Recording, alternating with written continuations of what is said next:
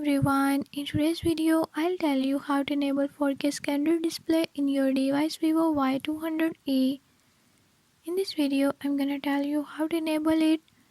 Before I start, if you are new to my channel, don't forget to subscribe and hit the bell icon. Watch complete video and learn how you can do it. Let's watch the video.